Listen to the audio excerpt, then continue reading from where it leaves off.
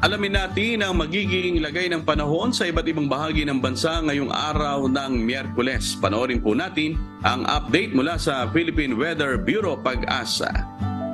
Sa ating latest satellite images, makikita nyo wala ho tayong minomonitor na anumang low pressure area o bagyo man sa loob o labas ng Philippine Area of Responsibility.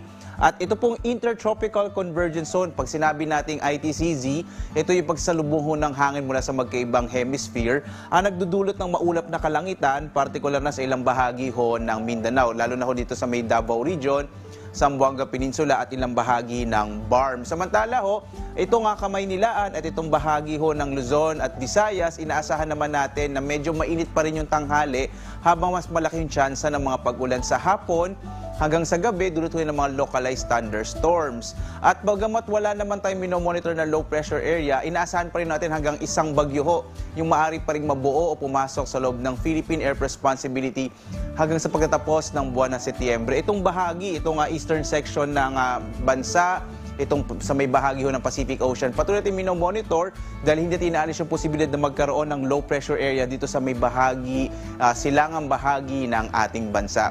Kaya sa mga kababayan ho natin, posible ho no, sa hapon hanggang sa gabi, magdala pa rin kayo ng pananggalang sa ulan dahil may posibilidad pa rin ng mga thunderstorms at nadulot ng mga localized thunderstorms at mga rain showers. Samantala, narito magiging lagay ng panahon dito sa may bahagi ng Luzon.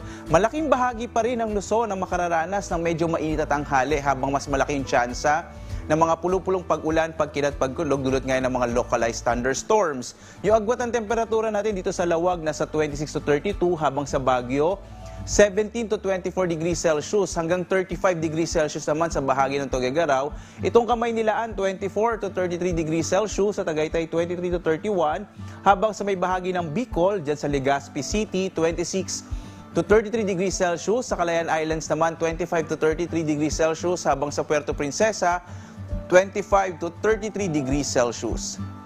Dito sa may Kabisayaan, malaking bahagi din ng Visayas makararanas ng mga isolated rain showers and thunderstorms. Possible sa hapon hanggang sa gabi, habang agwat ang temperatura sa Iloilo 25 to 32 degrees Celsius, sa Cebu 25 to 32 degrees Celsius, habang sa Tacloban 25 to 33 degrees Celsius. Kagaya ng binanggit ko ho, itong bahagi ng Mindanao makararanas ng medyo maulap na kalangitan dulot ng Intertropical Convergence Zone.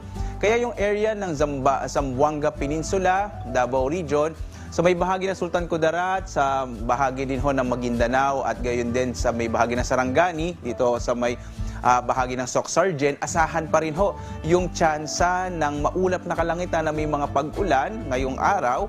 At sa nalalabing bahagi ho ng Mindanao, dito sa may bahagi naman ng Northern Mindanao, kasama yung Caraga at nalalabing bahagi din ho ng BARM. At inaasahan ho natin yung mga isolated rain showers and thunderstorms. Yung agwat ng temperature natin sa Zamboanga 24 to 32, sa Cagayan de Oro 25 to 31, habang sa Davao hanggang 32 degrees Celsius. Wala pa rin ho tayong nakataas na gale warning. So ibig sabihin, ligtas hong pumalaot yung mga sasakyang pandagat at malilit na mga bangka dito sa mga baybayin ng ating bansa. Pero tayo dito sa Pag-asa, patuloy tayo nagpapaalaala kapag meron ho tayong mga thunderstorms, posibleng biglang lumakas yung alon ng karagatan, dulot ng mga bugso ng hangin. Kaya iba yung pag-iingat pa rin ho para sa mga kababayan natin. Ang araw ho natin sisikat mamayang 5:45 na umaga at lulubog, ganap na 5:54 ng gabi. At napanood po natin ang ulat mula kay Pag-asa Weather Specialist Obet Badrina. Tandaan, sa bawat araw na ating nasisilayan, tayo'y magpasalamat sa Diyos na may lalang.